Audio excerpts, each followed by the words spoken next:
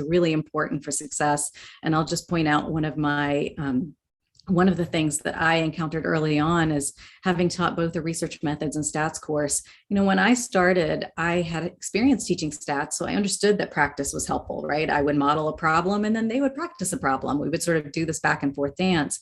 And then I got to research methods and I'd never taught that course. And I had, some kind colleagues send me lots of materials. And for some reason in my head, I just thought, oh, there's so much content. I have to tell them about all the types of validity and all the types of reliability. And I lost that message of practice. And it took me a few years to realize they need as much practice in this course as they would need in a statistics class. Why am I shortchanging that and not incorporating that in the classroom? So this even was something that I felt I had to learn on the job. How do I incorporate practice in courses that I didn't necessarily associate with that?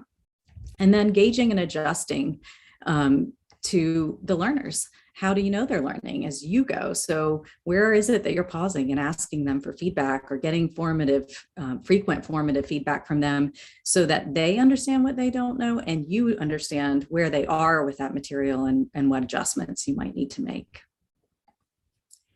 And then some guiding principles around classroom environment. So being explicitly welcoming from day one.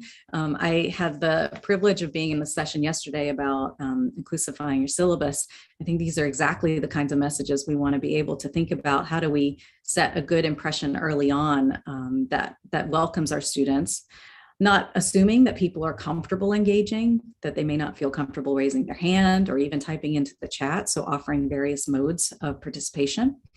Thinking about various techniques, right? So not speaking up as the only way that you can hear from a student, because that's not what you would have seen from me as a college student. I never once spoke up in a class. I never raised my hand to offer an answer. It didn't mean I didn't have good ideas. It just meant that I didn't feel comfortable engaging in that way. So thinking about the different ways we could incorporate a variety of modes that get ideas out in the room and help students slowly over time, maybe build confidence to share their ideas with a larger group, and mainly just to get people thinking about the variety of experts that are in our classroom. And they're not just the ones who speak up, right? That there are lots of people who understand the material well and are ready to engage deeply with it.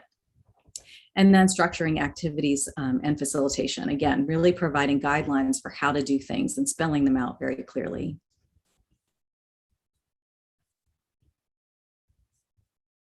Yeah, please keep chiming in the chat. I love seeing you all add things there and use that space to converse with one another.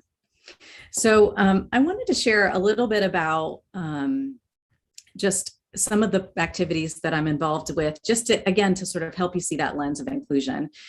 This is a program that I'm involved in. It's called the Chancellor Science Scholars. It is modeled after the Meyerhoff, and this is the first group of scholars in the program. We have a piece about this in Science Magazine, and I have a resources page I'll put in the materials for you to have links to all these articles that I reference that really talk about the structure that's incorporated in this program to help students succeed. These are students who are underrepresented in their STEM fields. And it's really through design and intentional structure that we are preparing them for getting doctorates in STEM degrees when they enter as undergraduates. And then also thinking about, this is a piece about mentoring and how important that aspect needs to be structured. I know many of us mentor in our roles. So how do we incorporate structure there, providing guidance and not assuming that students know how to approach us about things. We could also incorporate structure in our curriculum. This is some work that I've done with colleagues to incorporate research experiences across our college and different types of courses. And we've written specifically about some of the assessment work related to the adaptation to psychology courses, because these instruments were based in lab-based courses. So how do we start to bring those authentic research experiences into our classrooms so students don't have to have the social capital to seek out a mentor, that they could just by enrollment get an opportunity to learn how to do research, and that is part of the course, or making, right? So the image on the bottom left is a makerspace course where students learned how to design tools for teaching statistics. These are kind of high impact types of courses that help students see the variety of ways in which they could contribute to our knowledge base in these areas, and hopefully help build some excitement for them. And then the piece that I want to spend probably some more time thinking through is pedagogy. How do we, through our teaching, convey inclusion? So I'm going to talk to you about my introductory statistics class. This is a picture of my class a couple of years ago. You'll see these name placards are out. They're just file folders that hang over their desk that they can use to, then I can call on them. I routinely have about 200 students in a class like this. So it's helpful for me to be able to just call on students' names, and eventually I'll get to know, maybe not all, but some, over the course of the semester, but calling on them by name is really helpful. And I like that I can use the tools like this. And in Zoom, of course, having it right there by their name is so helpful. So just to give you a sense of my students, I suspect if you teach stats, you might see the same kind of sentiment. I ask students to fill out a pre-course survey, and I say, if you weren't required to do so, how likely is it that you would have taken a statistics class at UNC? And then I collect the data, and then I share it back with them on the first day of classes. And this is exactly the slide that I show them. I say 3 out of 4 students are in the course against their will. And they all laugh a little bit about this, but then they start to think, okay, I'm not alone in wondering what the heck are we doing in a statistics class? And am I going to be okay here, right? Because there are people around me who feel the same way that I do. And I think that's really important to set the scene and the expectations for everybody. This is an image of a fish swimming upstream and out of water. This is how I felt teaching my statistics course before I redesigned it.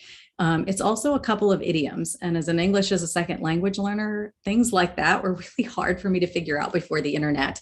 What does it mean to swim upstream? What does it mean to be out of water? But that's what teaching felt like to me. It felt like I didn't understand if students were with me when I was explaining a concept.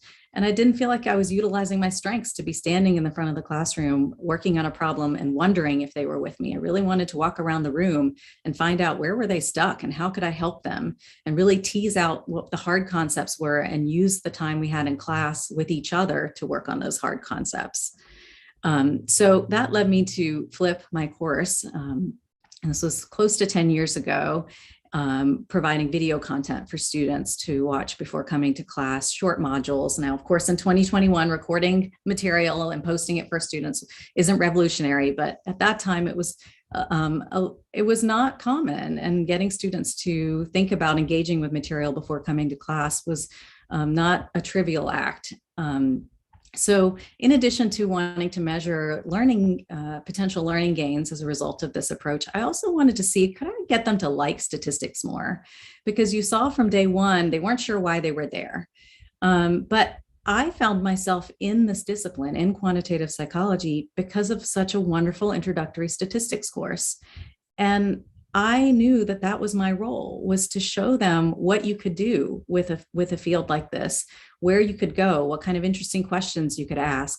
And I wanted to take seriously being invitational in my field, because I was going to quantitative psychology conferences, meetings,